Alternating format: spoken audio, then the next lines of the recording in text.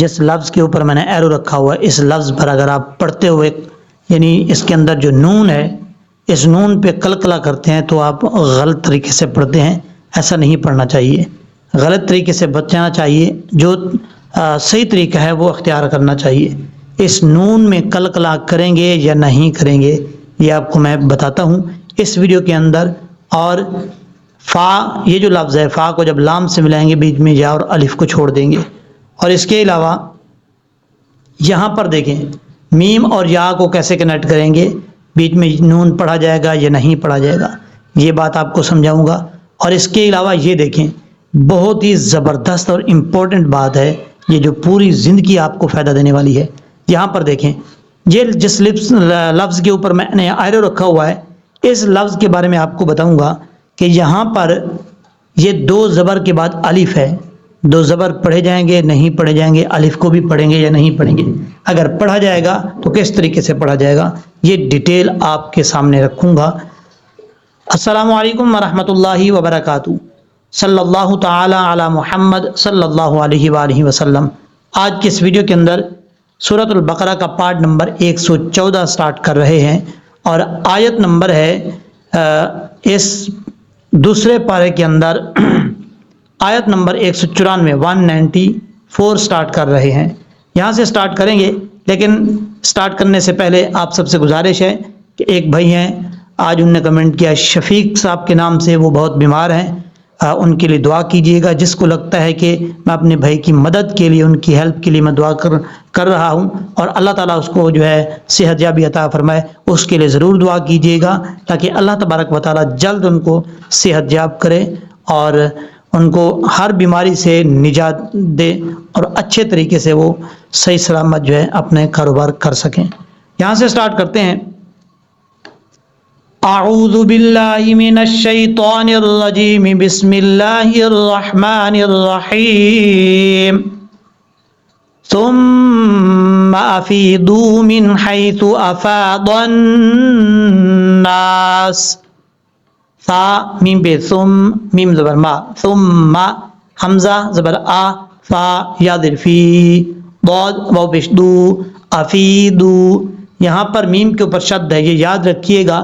دو چیزیں آپ کو بتانے جا رہا ہوں، یہ توجہ سے سنیے گا، نون مشدد اور میم مشدد۔ اس کا مطلب کیا ہے؟ یعنی نون کے اوپر شد ہو یا میم کے اوپر شد ہو تو وہاں پر آپ نے ایک الف کی مقدار ہر صورت غنہ کرنا ہے، یعنی لازمی وہاں پہ غنہ آپ نے کرنا ہے۔ جیسے یہاں پر میم کے اوپر شد ہے تو یہاں پر غنہ کریں گے ثم، اس طریقے سے۔ اب اس کے بعد فا کے بعد یا ہے، ضاد کے بعد بھی واو ہے، یہاں پر دونوں چیزیں آپ کو بتاؤں گا۔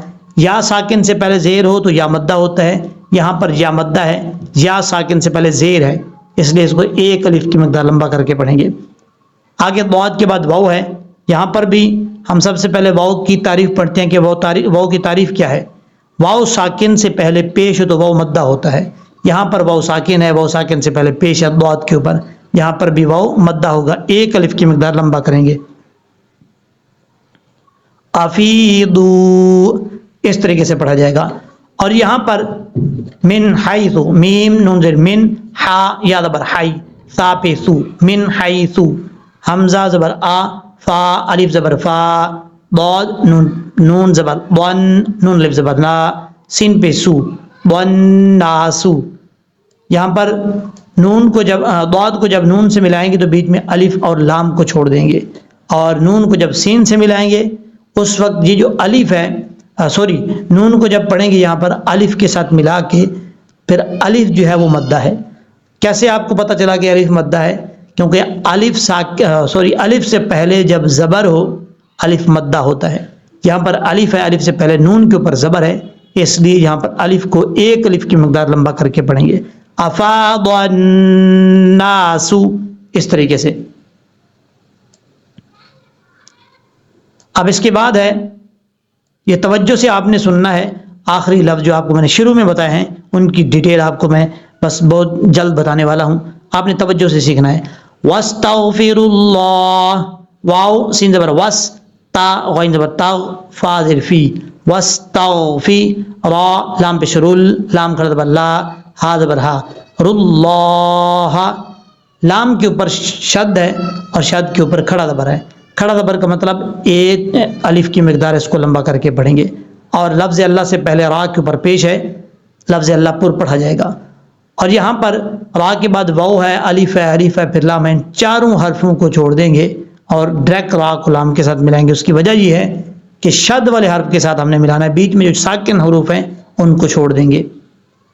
اور تا کو جب غین سے ملائیں گے تو غین میں قلقلے سے آپ نے بچنا ہے. وَاسْتَغْفِرُ اللَّهِ, اس طریقے سے. جب یہاں پہ وقف کریں گے تو وقف کرتے ہوئے لاسٹ پہ ہا کو ساکن لازمی کرنا ہے. اگر ملا کے پڑھیں گے تو ہا کے اوپر زبر ہے پڑھا جائے گا. یہ تو ہے, تو کا مطلب ہے آپ رک سکتے ہیں, سٹاپ کر سکتے ہیں.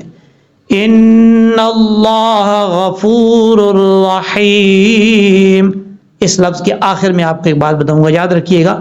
یہاں سے پہلے پڑھ لیتے ہیں. حمزہ نون زیر ان, نون لام زبر نل, لام کھڑا زبر لا, ان اللہ, ہا زبر ہا, ان اللہ, نون کے اوپر شد ہے, غنہ کریں گے ایک الف کی مقدار. لفظ اللہ سے پہلے زبر ہے نون کے اوپر, اس لیے لفظ اللہ کو پر پڑھا جائے گا. اب یہاں پر ہے غین زبر غا, فا واو پیش فو, غفو, را وا دو پیش رور, را زبر را, رور را, حا یا زیر حی, میم دو پیش من, رحیمن. یہاں پر را کے اوپر دو پیش ہیں, دو پیش کی تنوین کے بعد را ہے جس کے اوپر شد ہے. یہاں پر آپ نے سمجھنی ہے بات, دو پیش کی تنوین کے بعد, یعنی آپ کو میں نے ادغام کے بارے میں بتایا تھا.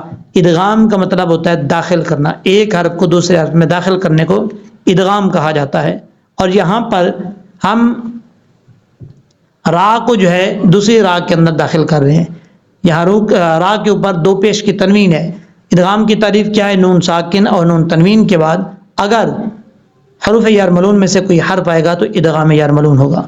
یہاں پر دو پیش کی تنوین کے بعد را آ رہا ہے, ادغام تو ہو رہا ہے لیکن غنہ نہیں ہو رہا. آپ کو میں نے بتایا تھا حروف یارملون میں سے دو حرف ایسے ہیں را اور لام جن میں ادغام ہوتا ہے لیکن غنہ نہیں کرتے, تو یہاں غنہ نہیں ہوگا, ادغام ضرور ہوگا. را زبر را, حا یا زیر حی, میم دو پیش من, رحیمن. را کے اوپر زبر ہے, را پر پڑھا جائے گا. را کے بعد جو حا ہے اس حا کو باریک پڑھیں گے. اچھا, کافی لوگ جو ہے جن سے میں نے سنا ہے وہ پڑھتے ہیں رحیم, یہ بہت بڑی غلطی کرتے ہیں, ایسا نہیں پڑھنا چاہیے. یہ ہا باریک ہے, رحیم. اگر آپ بھاری ساؤنڈ کے ساتھ آواز کو پڑھیں گے, یہ حروف حلقی میں سے ہے, اور حروف حلقی آپ کو میں نے بتایا تھا 6 ہیں. کون کون سے؟ حمزہ, ہا, عین, حا, غین, خا. یہ 6 حروف ہیں جو باریک پڑھے جاتے ہیں, اور اس لیے یہ جو ہا ہے یہ بھی حروف حلقی میں سے ہے. اس کو بھی گلے کے درمیان سے ادا کریں گے اور بھاری ساؤنڈ کے ساتھ نہیں پڑھا جائے گا, کیونکہ بھاری ساؤنڈ والا جو ہے وہ سینے سے ادا ہوتا ہے, اور یہ جو باریک ہا ہے یہ گلے کے درمیان سے ادا ہوتا ہے. اگر اس کو بھاری ساؤنڈ کے ساتھ پڑھیں گے تو ترجمہ چینج ہو جائے گا, بدل جائے گا. اس چیز سے آپ نے بچنا ہے. رحیم, اس لفظ کو پڑھتے ہوئے یہ آواز آنا لازمی ہے, رحیم, اس طریقے سے. اب اس کے بعد آیت نمبر 199 سٹارٹ کر رہے ہیں. سوری, وہ میرے خیال میں آیت نمبر 198 تھی. اب یہاں پر فَإِذَا قَضَيْتُمْ, فا زبر فا, حمزہ زیر ای, ذال الف زبر ذا, فَإِذَا, ذال کو بغیر سیٹی کے ساتھ پڑھا جائے گا. اس کا مخرج ہے زبان کا سیدھا اوپر والے دانتوں کے اندرونی کنارے سے لگے تو ذال پڑھا جاتا ہے. اس کو ذا یا زا نہیں پڑھنا, ذا نارمل طریقے سے. فَإِذَا, قاف یا قاف زبر قا, ضاد یا زبر ضی, تا میم پیش تم, قضیتم. فَإِذَا قضیتم. اب تا کے بعد جو میم تھا, تا کو ہم ڈائریکٹ اس میم کے ساتھ کنیکٹ کریں گے جس میم کے اوپر شد ہے. تا میم پیش تم, میم زبر ما, نون الف زبر نا, منا, مناسککم, سین زیر سی, کاف زبر کا, کاف میم پیش کم, مناسککم. فاذکروا اللہ کذکرکم آباءکم. اب یہاں پر فا کو زال سے کنیکٹ کریں گے. فا زال زبر فض. فا کو جب زال سے ملائیں گے تو بیچ میں الف کو چھوڑ دیں گے. فض کاف پشکو را لام پشرل. فذکروا لام کھڑا زبر لا ہا زبر ہا. فذکروا اللہ. را کے بعد جو واو ہے واو کو بھی چھوڑ دیں گے, الف کو بھی چھوڑ دیں گے, یعنی ان چاروں حرفوں کو چھوڑ دیں گے. کون کون سے؟ واو ہے, الف ہے, پھر لام ہے. چاروں حرفوں کو چھوڑ کے را کو ڈائریکٹ لفظ اللہ کے لام سے ملائیں گے. کیسے؟ فاذکروا اللہ. لفظ اللہ اس لیے پر پڑھا جا رہا ہے کیونکہ لفظ اللہ سے پہلے پیش ہے. آپ کو میں نے بتایا تھا لفظ اللہ سے پہلے زبر ہو یا پیش ہو تو لفظ اللہ پر پڑھا جاتا ہے, اس لیے یہاں پر لفظ اللہ کو موٹا کریں گے. اس کے بعد کا ذکرکم کاف زبر کا زال زیر ری زال کاف زیر ذک را زیر ری کاف میم پشکم کا ذکرکم آباءکم. حمزہ کھڑا زبر آ با الف زبر با حمزہ زبر آ آباء کاف میم پشکم آباءکم.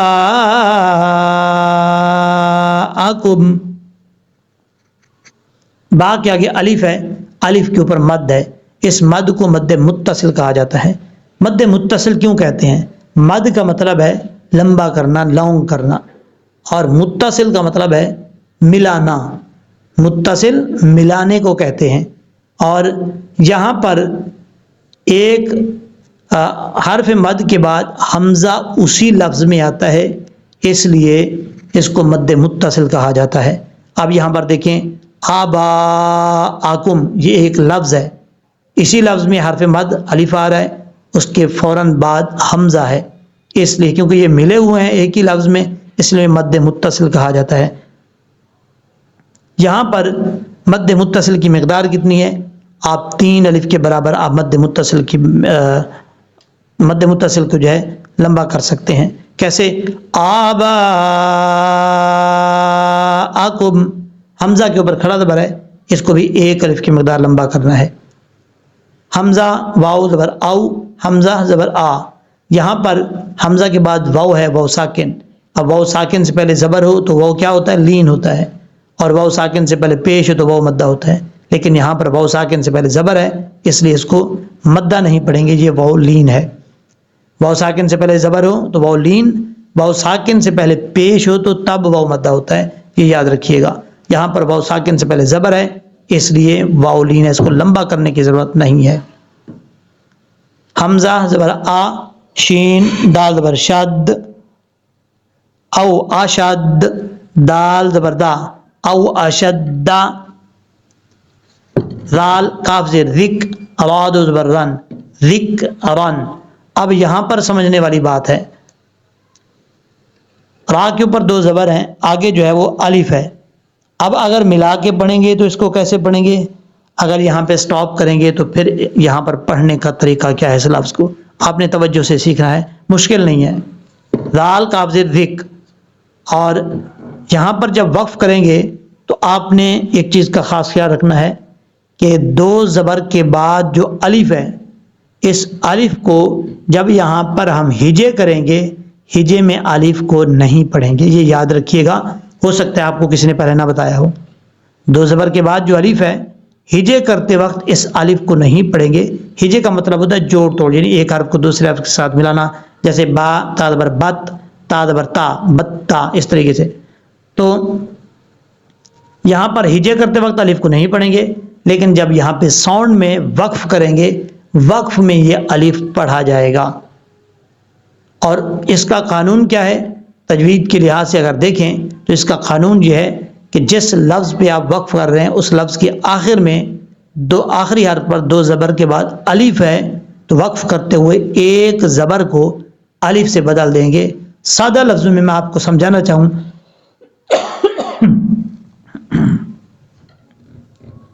معذرت کے ساتھ, تو اس کا مطلب ہے یہ جو لاسٹ پہ الف ہے, یہ الف جو ہے وہ پڑھا جائے گا.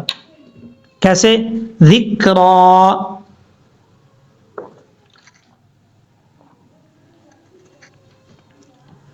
او اشد ذکرا، اس طریقے سے یہاں پر وقف کرتے ہوئے الف پڑھا جائے گا. یہ تا ہے، وقف کرنا چاہیں تو کر سکتے ہیں، نہیں کرنا چاہتے تو کوئی پرابلم نہیں ہے.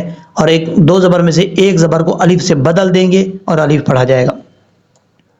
فا، بلکہ پہلے ہم ساؤنڈ میں پڑھ لیتے ہیں. فامینن، فامینن الناس من یقول، فا زبر فا، میم زیر می، نون نون زبر نن، نون الف زبر نا، سین زیر سی.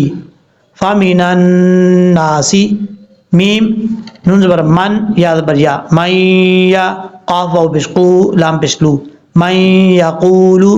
را، ربنا آتنا فی الدنیا وما له، را با زبر رب، نون الف زبر نا، ربنا. یہاں پر الف کے اوپر مد ہے، اس مد کو مد منفصل کہا جاتا ہے، اڑھائی الف کے برابر اس کو لمبا کریں گے.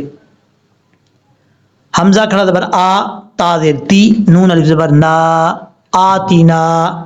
فا، دال زیر فد، دال نون پیش دن، یا الف زبر یا، فد دنیا.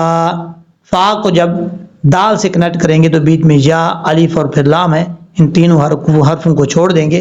فا کو ڈائریکٹ دال کے ساتھ کنیکٹ کریں گے، اور دال کو پھر جب نون کے ساتھ کنیکٹ کریں گے. یہاں پہ آپ نے توجہ سے سیکھنا ہے، یہ جو نون ہے نون ساکن ہے، لیکن کچھ لوگ جن کو نہیں پتا وہ اس کو پڑھتے ہیں پھر دن یا ایسا نہیں پڑھنا، یہ قلقلہ نہیں کرنا. اس طریقے سے پڑھیں کہ آواز جو ہے وہ نون کے اوپر جم جائے. کیسے؟ فی دنیا، دنیا، اس طریقے سے. یا کیا کہ الف ہے، ایک الف کی مقدار لمبا کر کے پڑھیں گے. وما له فی الآخرۃ، واو زبر وا، میم الف زبر ما، لام زبر لا، ہا الٹا پیش ہو. الٹا پیش کا مطلب ہوتا ہے اس کو ایک الف کی مقدار لمبا کریں گے. وما له، فا لام زیر فل، حمزہ کھڑا زبر آ، خوا زیر خی، را زبر را، تا زیر تی، فی الآخرۃ. میم نون زیر من، خوا زبر خوا، لام الف زبر لا، قاف دو زیر قن، خلاقن.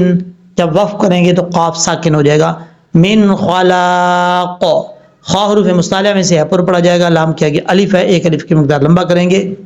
یہاں پر جب وقف کریں گے تو قاف کو ساکن کریں گے. جب قاف ساکن ہوگا اس وقت قاف میں قلقلہ بھی ادا کیا جائے گا، کیونکہ آپ کو میں نے بتایا تھا حروف قلقلہ 5 ہیں: قاف، تا، با، جیم، دال. یہ 5 حروف جب ساکن ہوں تو ان میں قلقلہ ہوتا ہے، متحرک ہوں تو پھر تو ضرورت ہی نہیں ہے. اب یہاں پر کیونکہ قاف ساکن ہو رہا ہے وقف کرتے ہوئے، اس لیے یہاں پہ قلقلہ بھی کریں گے. خلاق، او، یہ جو قو کی آواز رہی یہ قلقلہ ہے. اگر قلقلہ نہ ہوتا تو پھر ہم اس کو پڑھتے خلاق، اس طریقے سے. قلقلے کی وجہ سے خلاق.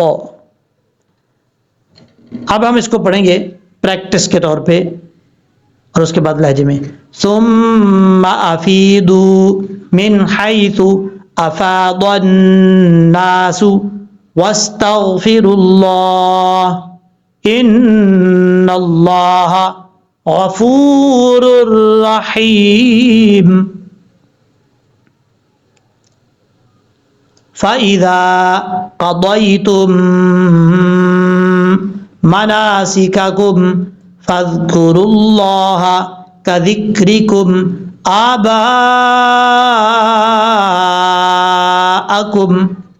أَوْ أَشَدَّ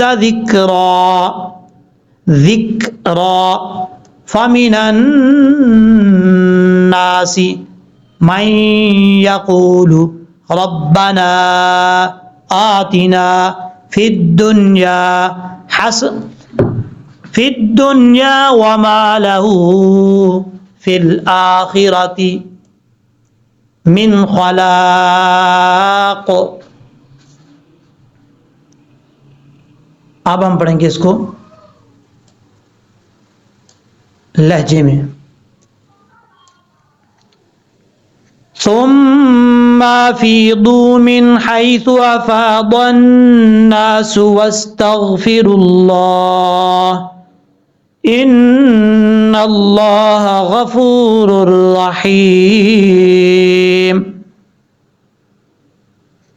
فإذا قضيتم مناسككم فاذكروا الله كذكركم آباءكم